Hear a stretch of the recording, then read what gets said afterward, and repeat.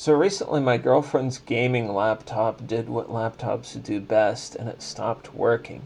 And instead of getting another laptop, I decided to instead make her a tiny desktop. I was browsing through computer junk, sorting from least to most expensive, and I came across this tiny little case. It's about 5 liters in volume and it fits mini ITX boards and only costs $12. And amazingly enough, it actually comes with a 250 watt TFX power supply. It's called the PC Business 4000 Compact. Taking a look at it in person, it's a little bit beat up, like someone rolled it down a hill, but that's okay. It also has a bunch of weird workstation stuff like the CD drive and some kind of SD drive that I ended up removing. Now what really surprised me here was the power supply that came with it.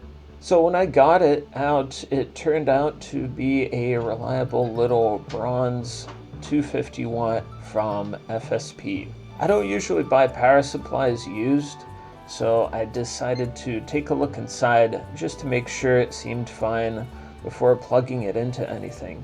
And inside, the bulk capacitor is a Nippon Chemicon.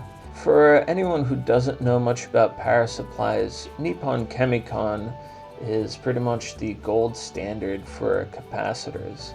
The secondary capacitors were all of the 105 Celsius high temperature variety. We also have a nice EMI filter set up with a varistor offering us some more protection. And we have big aluminum heat sinks that cover all the components that produce any kind of heat. And that's about it. I apologize for spending so much time on this thing, but I was just a little surprised by how high quality this thing was for the price that I bought it for. Now that I've spent a whopping $12 on a case and power supply, I'm ready to pick up the rest of the components.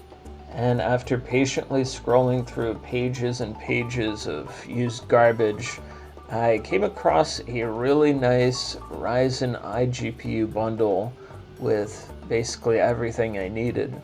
The guy selling it sent me a video of everything working, and in the footage he was walking around barefoot. That's something I'm not going to show here, but if I ever start a Patreon, I might post the video there. Anyway, after a $2 trip through the Kiev Metro, I had picked up what's essentially the whole computer, all for $125.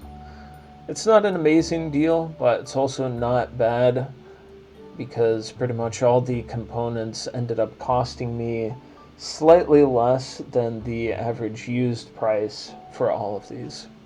And here we have it. The CPU is a Ryzen 2400G, which is kind of a dinosaur at this point, but it runs buttery cold, and the integrated graphics perform pretty much the same as the newer iGPUs, like a 5600G. So we're going to have icy smooth performance. And of course, it does have hyper-threading, so it's a step up above the 2200G. The RAM was nothing special. We have 2 sticks, each 8 gigabytes, and the clock is 2400 megahertz. And even though the sticks are of the same model, one had a heatsink and the other did not, which actually bothered me a lot more than it should have. Cooling our CPU is the Cooler Master Z70. It's basically just a block of aluminum with a 120mm fan on top of it. Now the one thing that made me really want this bundle is the motherboard. It's an asRock Fatal1ty B450 Gaming-ITX. It came with a Wi-Fi module, which means the computer will have little antennas sticking out of it, which I think is cool. And of course, a big benefit of a newer board is the fact that we have an M.2 slot.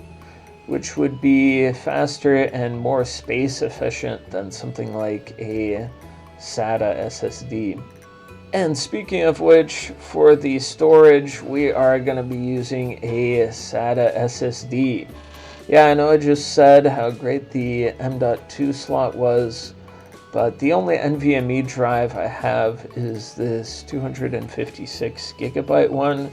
So instead, I pulled this 520 gig SATA SSD out of my own laptop. And of course, since I already had it, then I think that technically means that it was free, at least for this build. So I'm not going to add it into the total price, so I can have a lower price in the thumbnail. Alright, now let's play some games. I'm going to be starting off very light with PlayStation 1. I'm going to be playing good old Spyro the Dragon. And I'm not going to lie, I kind of feel bad for these little green things. They're not even aggressive, and Spyro's just running around and burning them alive. So as I expected, here we've got 60 FPS with the processor basically running the same as it would on idle, and the iGPU at about 40% utilization.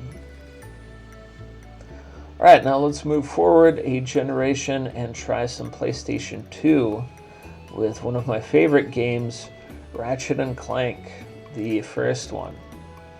I'm not sure why it's locked at 50 FPS instead of 60, but it's running super smooth, and the iGPU is at about 70% utilization and CPU at about 20 to 30.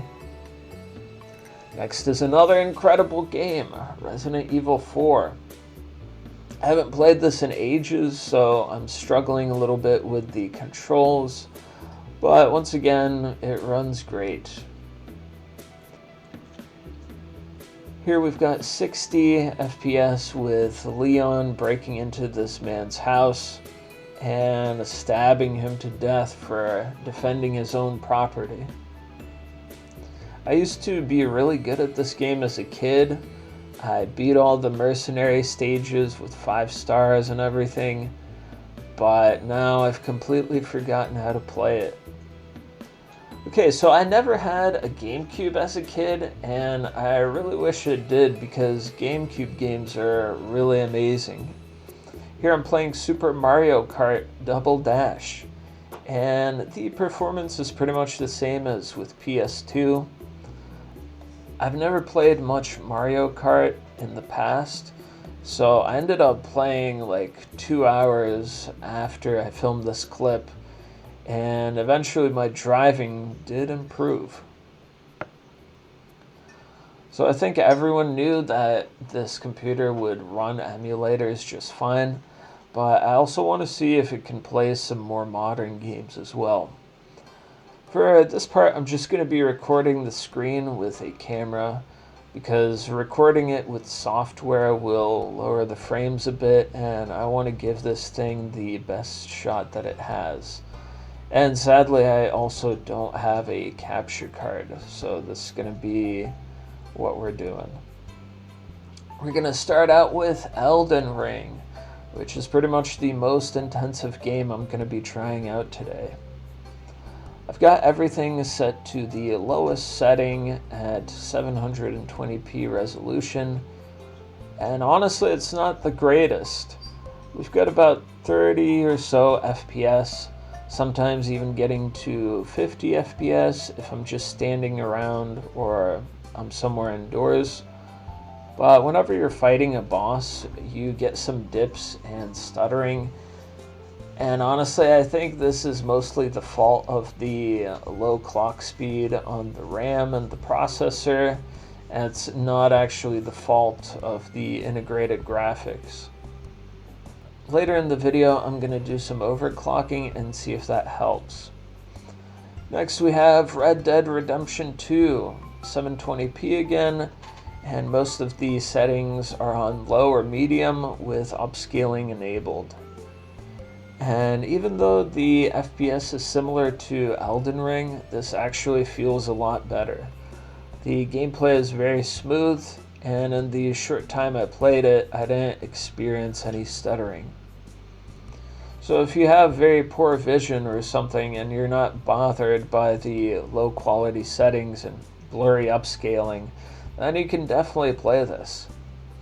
I went through this little fight here with the Driscolls and the gameplay was still very smooth, which makes me think that the performance in the more populated areas like Valentine would probably be fine as well.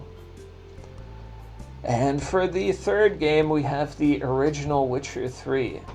This is going to be without the next-gen update, which pretty much destroyed the performance on older systems. Once again, the settings are low and the resolution is 720p, and here the experience is actually very good. Around 40 FPS without any major lag or stuttering.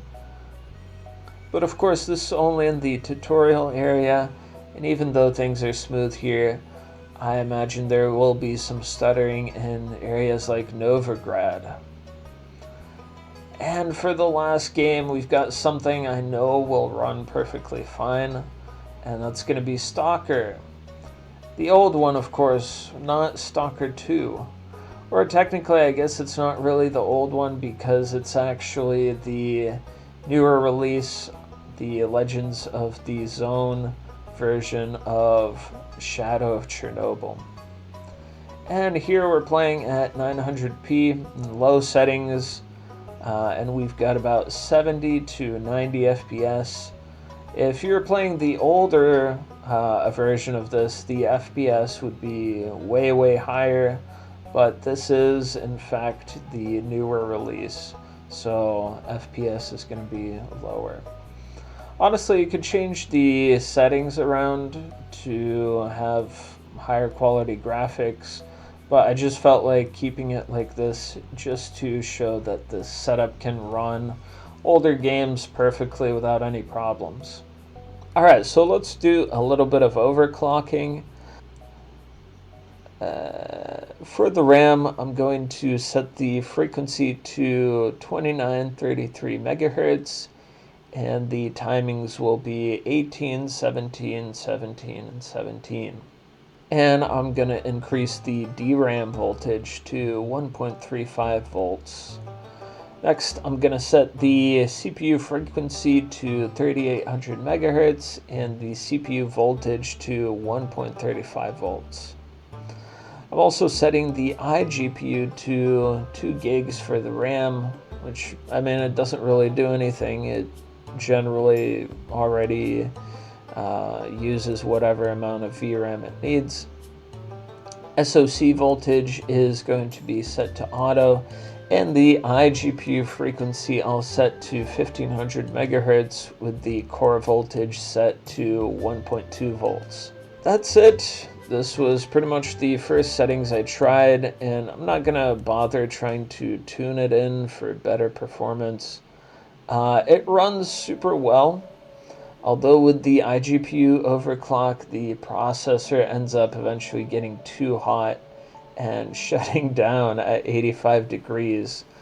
So honestly, I would just leave the iGPU overclock off. You actually don't get too much boost from that.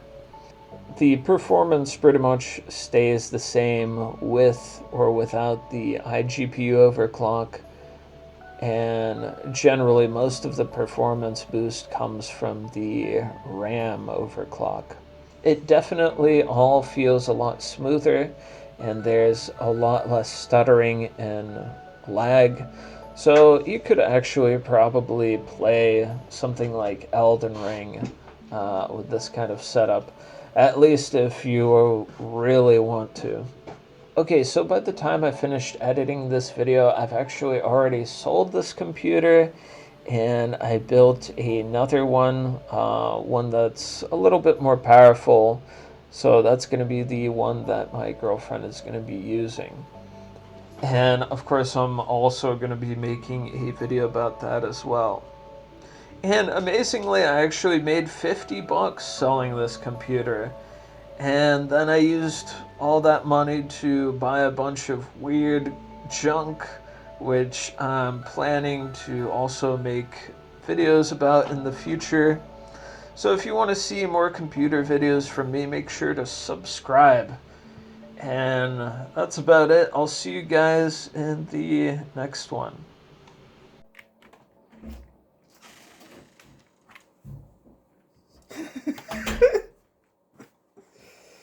That was funny.